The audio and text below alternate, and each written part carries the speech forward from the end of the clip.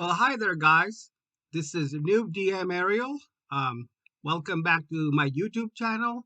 And I wanted to sort of, right off the bat, apologize for not posting this video sooner. I think at the end of the last video I indicated it was going to be the next day, but things come up and have been pretty busy for the last few days with work and everything else. But I did want to go back and complete the second part of my discussion about second edition AD&D, Advanced Dungeons and Dragons second edition, which is the game system that I've kind of been studying in my free time because I was really curious about the differences between, as I said in the first part of my video last time, how I was really curious about the differences between the first and second edition. And there are some differences.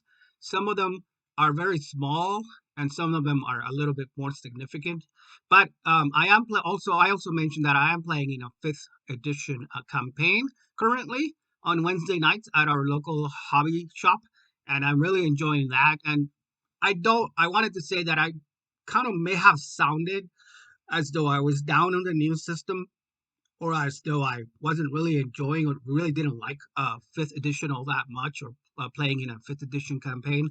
And I broke out my copy of the D&D Essentials Kit rulebook, which is kind of like a player's handbook like for fifth edition, and was going through some of the classes and some of kind of reacquainting myself with the material that's there. It's nowhere near as comprehensive or as exhaustive as the player's handbook. So I do recommend if you're getting into fifth edition to go ahead and either get the full player's handbook um, or get or look at it online because I think Wizards of the Coast did put out a PDF with the basic rules of fifth edition. If you're completely new to that edition, like I was a couple years back, but yeah, I just wanted to say I'm not down on it at all. There's some things I don't like about it, and there's some things I do like about it.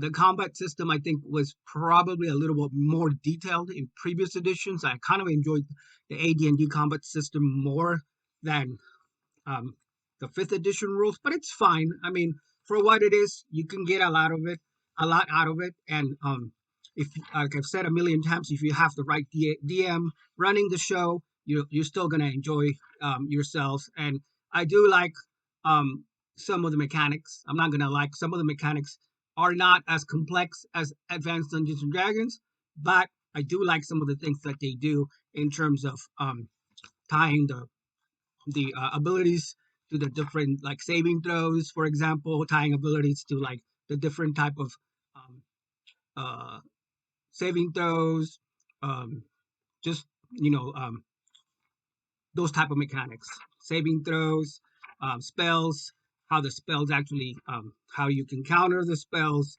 with with the the ratings. In terms of monsters, monsters are a little weird too because in fifth edition they have something called the challenge rating. I didn't really know what this meant because I wasn't DMing fifth edition games, but but then I got the fifth edition monster manual and kind of lived through that the other day, and which I owned for a while, but I didn't really look at it that much because like I said I wasn't DMing, so I was just a player, and once in a while I kind of checked out the monsters because I had all the core books, and there's this thing that they call a challenge rating, and it basically in fifth edition I think it's exclusive to fifth edition. I don't think it was in. I don't remember being. It might have been part of fourth, but I forget. But at any rate, the challenge rating basically tells you how powerful the monsters are going to be that you encounter, and then you can make appropriate adjustments. And while I was looking through all those um that ton of material from the different editions, I realized, there is I had said in my previous video that if I were to run a game or run a campaign now, I would probably lean towards AD&D because I like the system better than fifth edition.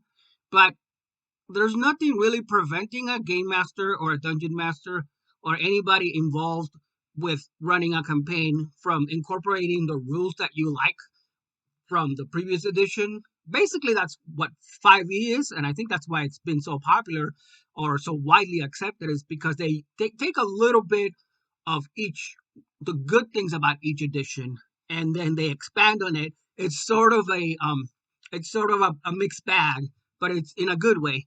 Um, yes, I did mention last time that I don't think it's as challenging in some respects as AD&D. I think the world is um is more perilous. I made the Warcraft comparison. It's more dangerous in the older edition.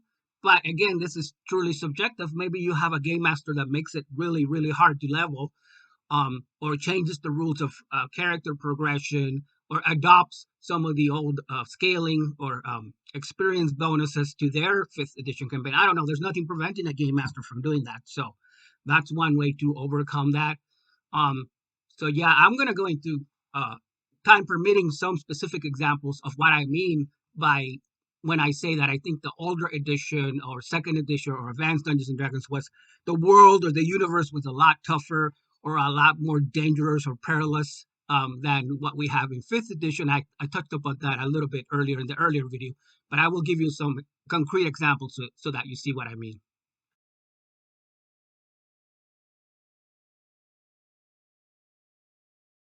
I was talking about the vampires and undead creatures as an example of how I thought it was one type of monster that got nerfed in later editions of Dungeons and Dragons, specifically fourth, and fifth edition.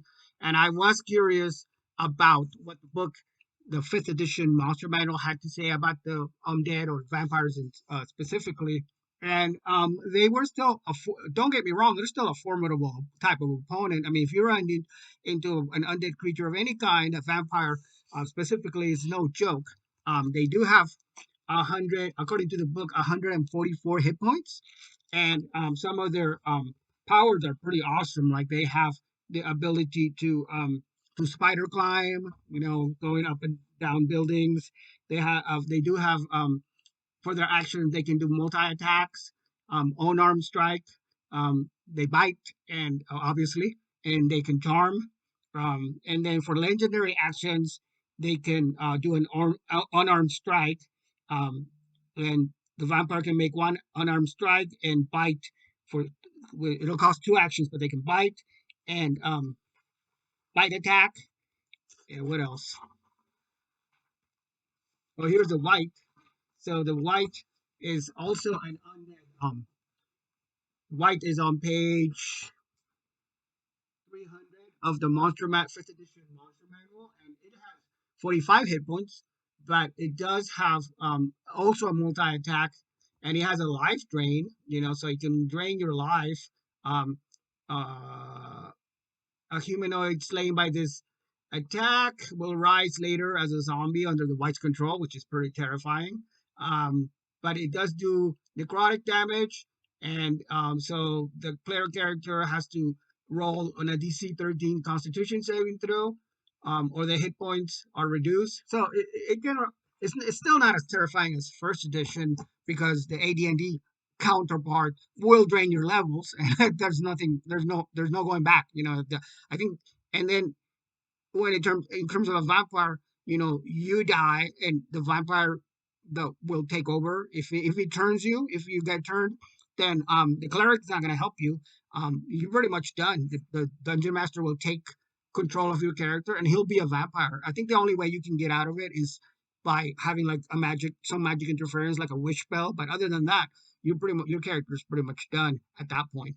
Um, and so the last thing I kind of went on a tangent about monsters, if you will, but the last thing that I wanted to quickly is kind of backtrack and sort of qualify or provide some evidence to why I think that the Advanced Dungeons and Dragons was a little bit more detailed, and I kind of like the system better in that sense. Some aspects of the systems, and when it comes to magic, for example, I did go into a lot of detail about the differences in the magic system between the both editions last video, and I'm not gonna go too much in depth into it for the sake of brevity, and I don't want this video to be super long, but um, uh, there's a great deal of changes or subtlety, I would say subtlety to the second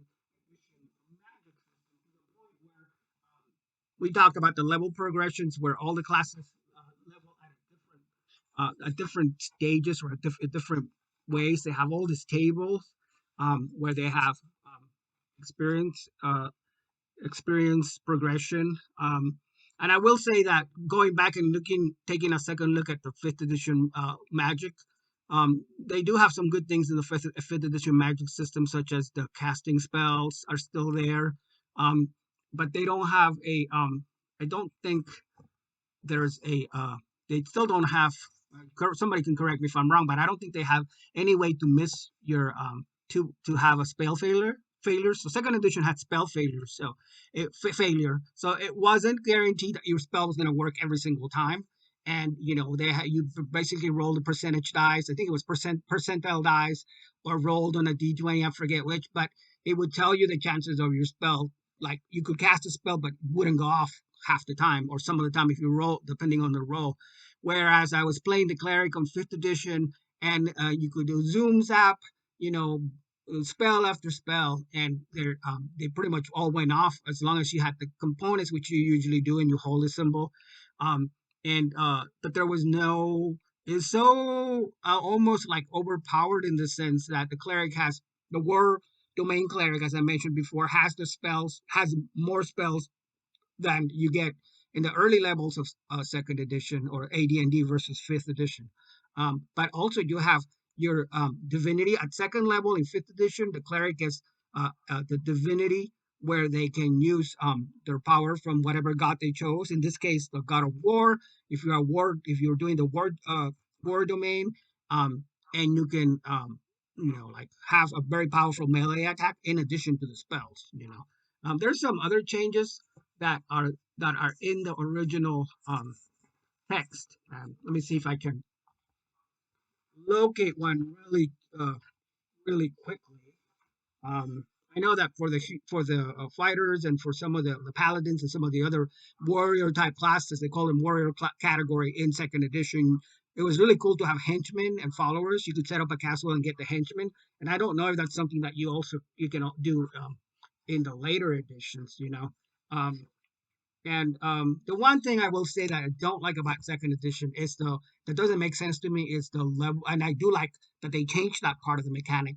Is the restrictions, like the race restrictions. For example, you have to have a certain ability score in order to be this class, or you have to have the minimum. I mean, for the wizards and for the spellcasters, it makes sense. You have to have a if you to be a cleric, you have a minimum in AD&D second edition. You have to have a minimum of a ability score of 9 in your wisdom because you can't be stupid or you can't be not that's not the right term, but you have to have a high bar for the wisdom because you're going to be learning all the spells and training and doing that. So that makes sense to me. But some of the other ones, you can't be a gnome, and this goes back way back to like basic D&D, and they sort of kept it.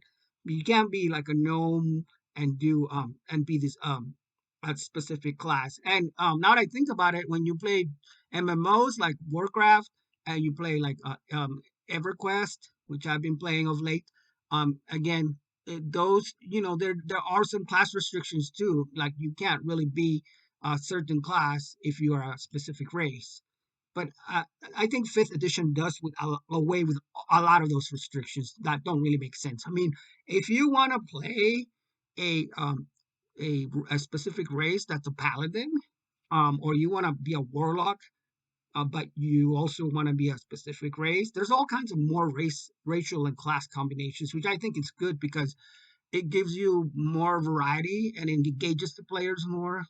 I'm fine with restrictions, but restrictions have to make sense. And some of those restrictions in second edition, in terms of the classes, race slash class combinations, they didn't make a whole lot of sense, or they didn't explain why you couldn't be a specific class. Or why was it that the humans were the only ones that could dual class or could have multi class? I think in second edition there's some restrictions about that, but fifth edition does away with some of that, and I think it's good. I think that restrictions are good, but they have to be there, and in a logical. They have to make a logical sort of sense for me to be okay with them. Does that make sense? Okay. Well, that's all I have for now. Thank you guys so much for sticking with me this long. And if you like the content, go ahead and click that subscribe button. go ahead and hit the like button, like and subscribe, and we'll keep recording as many as these as I can possibly do because I enjoy talking D&D with you guys and RPGs and MMOs and all that good stuff. So have a great day.